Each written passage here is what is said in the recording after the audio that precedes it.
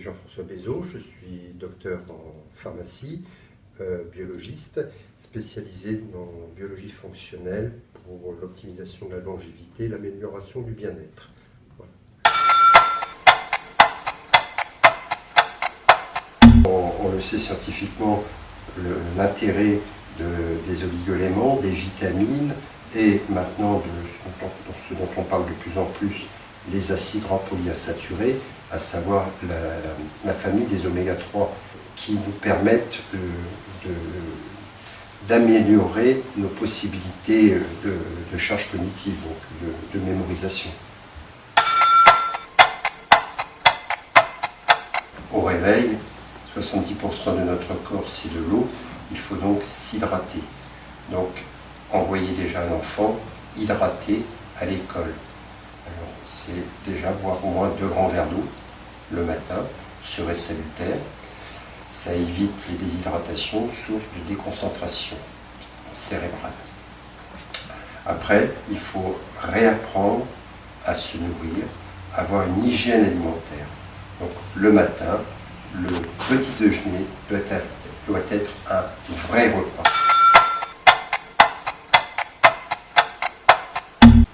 Si la quantité et la qualité a fait défaut, il n'est pas étonnant de voir les enfants en hypoglycémie. Donc forcément, ça donne des enfants qui peuvent être agités, qui peuvent avoir des pulsions.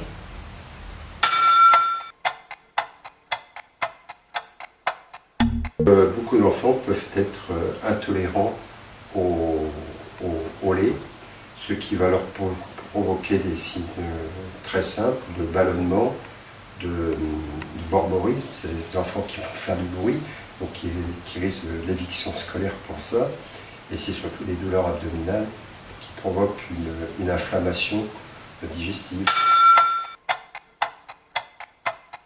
Le jus d'orange, on a fait une fixation sur l'orange et la vitamine C. C'est pas forcément le meilleur aliment. On pourrait utiliser d'autres aliments, tels le kiwi, par exemple. En plus, ça beaucoup plus facile à manger. D'accord. Et la petite barre du Mars ou du Snickers ou du Lion Ça, poubelle. Poubelle. Qu'est-ce que ça peut provoquer Un syndrome métabolique des diabétiques en puissance, qui est quand même un fléau mondial. L'idéal, ça serait effectivement de manger en silence,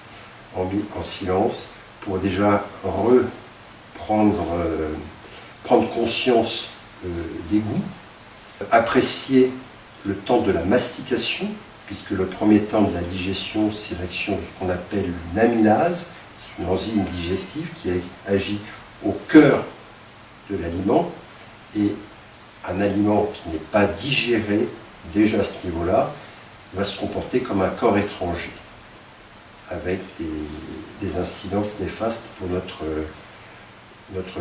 physiologie. La soupe de sa maman. Il faut que les mères réapprennent à faire des soupes de nos grands-mères. Voilà, c'est pas compliqué, mais ça permet de prendre des légumes, parce que c'est sûr qu'un plat de légumes, dans le couscous, bien souvent, on va prendre la semoule, mais on ne va pas forcément prendre les belles carottes, les beaux navets. Voilà. Par contre, c'est une façon astucieuse de donner la portion nécessaire en légumes dès l'instant où vous mixez les poireaux, vous mixez tout ça. Un enfant ne va pas manger par lui-même un poireau. Vous pouvez, par une soupe, lui donner le poireau, donc des fibres et des minéraux et des oligo-éléments.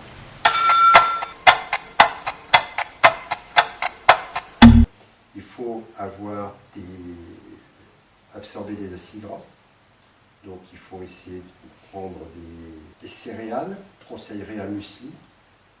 Je conseillerais pour ceux dont la religion permet de prendre du jambon.